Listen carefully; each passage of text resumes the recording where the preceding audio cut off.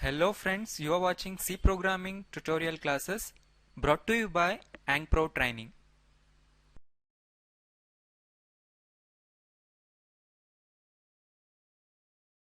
So now we'll understand the switch case. So switch case is very useful and interesting control structure in C language.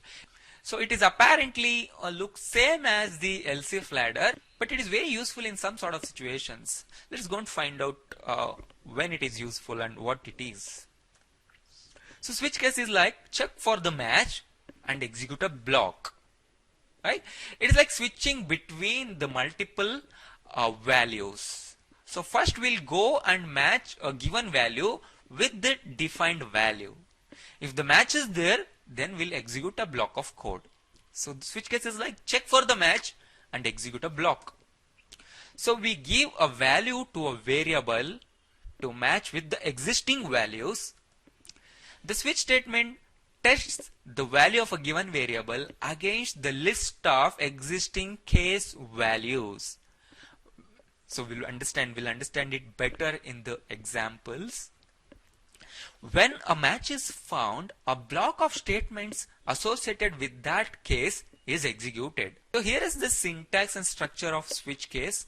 So switch is a keyword. You must have that word as it is in the lower case, followed by the variable inside a parenthesis.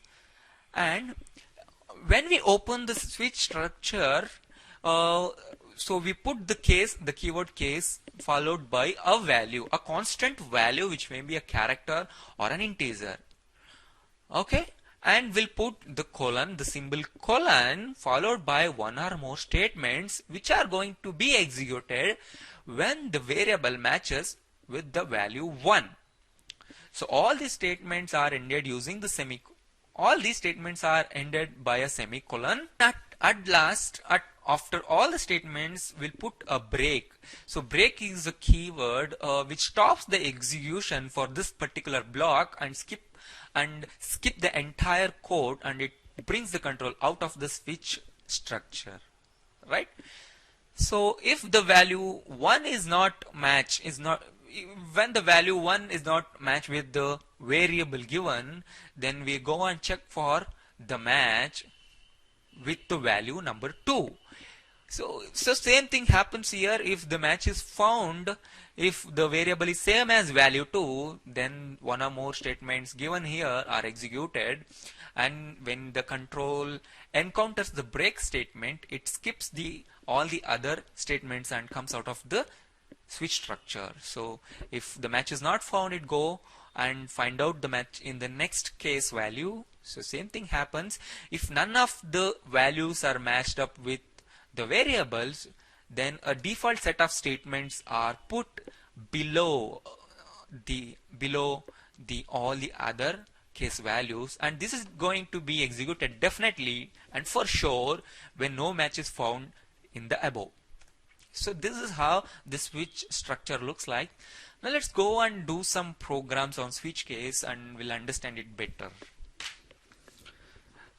So friends, to demonstrate the switch case structure, I'll be writing the program that checks the given number and tells you back what the number that was. Assume that you have entered 1, so it should tell it is 1. Or if you have entered 2, it should tell it is 2. So it will be a simple one just to understand. For that I'll just need a single variable n. So here I'll tell the user to enter a number between 1 and 4, right? So I'll tell enter a number between 1 and 4. And now I'll start the switch structure. So first write the switch keyword with a pair of brackets having the variable inside which we are going to use to check with the various switch cases, right? So inside this block, this is the switch block, right? Now start writing the case values. Case number 1. So if the input value is 1, if we are checking the input value with 1, case 1 will be like this. So 1 is the case value. Here the case value lies. So this will be matched. So n will be matched with the 1, right? If it is true, put a colon and start writing the block of any number of statements which will be executed when the match is found. Right? I'll just enter single printf statement.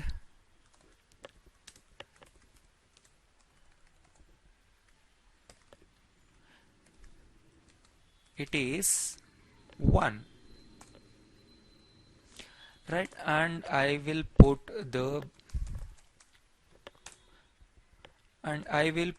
the break statement here. Case 2.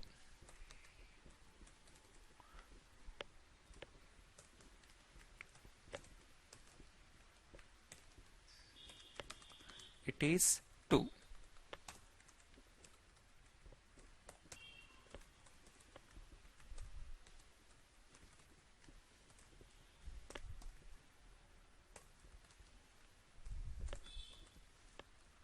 So like this, I'll be having different case values, and I'm going to check the inputted number which is stored in n with all these case values. Whenever the match is found, a particular block of code associated with that case will be executed and breaks the execution at that point and skip the entire upcoming cases.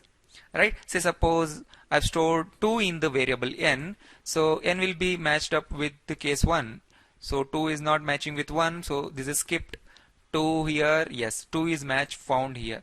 So for match 2, so match for 2 is found here, so this will be executed, and compiler encounters the break statement, so the entire code after the break will be skipped and the control goes to the code which is outside the block, right? So in the default, we will put the message, or we will put the code which will be executed when none of the above statements is true, or none of the above statements are executed, right?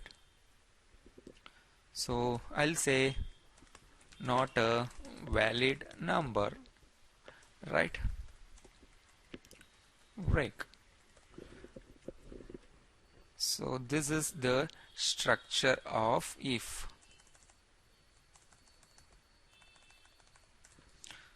So this is how it looks. Let's run this program and check. So here it is asking me enter a number between 1 and 4. Okay, it is 3. That's fine. It is 1. So let's say 7. Not a valid number. Right, so I have to input a number between 1 and 4 because I have just 4 cases to check here.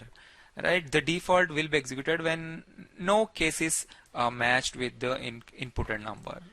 Right, so this is how it works. So we can do many more programs where you have to match the input value with the predefined value and execute a set of statements. So break is a keyword we have used many times in switch statements, right? So we normally use this break statement in switch structure.